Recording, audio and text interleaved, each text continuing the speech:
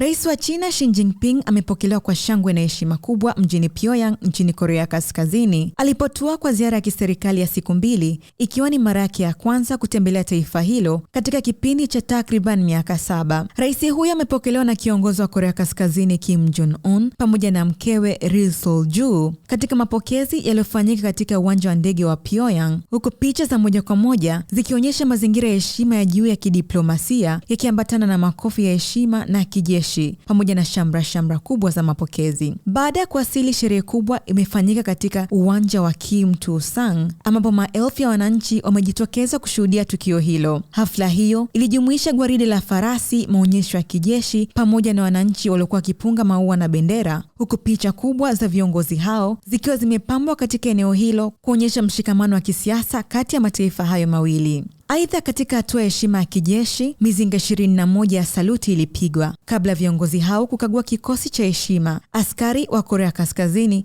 walipiga salamu kumtakia Xi Jinping afya njema, tukio linaloonyesha uimara na ukaribu wa uhusiano kati ya Beijing na Pyongyang. Ziara hii inatafsiriwa kama masuala ya kimataifa na ishara muhimu ya kuimarika kwa ushirikiano kati ya China na Korea Kaskazini, hasa katika kipindi ambacho mazingira ya kisiasa na kiusalama katika maeneo ya Asia yanaendelea kubadilika kwa kasi. Hata hivyo, China inaendelea kuchukua nafasi muhimu kama mshirika wa kiuchumi na kidiplomasia wa Korea Kaskazini, huku Pyongyang nayo ikitafuta kuimarisha nafasi yake kama diplomasia ya kikanda na kimataifa. Ziara hii pia inaangaliwa katika muktadha mpana wa mivutano ya kimataifa, ambapo mataifa makubwa yanaendelea kushindana ushawishi katika eneo la Asia Mashariki. Kwa ujumla, mkutano huu kati ya Xi Jinping na Kim Jong-un unaashiria hatua mpya ya uhusiano wa kidiplomasia kati ya nchi hizi mbili, ikiwa ni ishara ya kuimarika kwa mawasiliano ya kisiasa na kimkakati baada ya kipindi cha miaka 7 bila ziara ya aina hii ya ngazi ya juu. Mwandaji na msimulizi wako ni mimi Consolata Chaliga wa Ayo TV.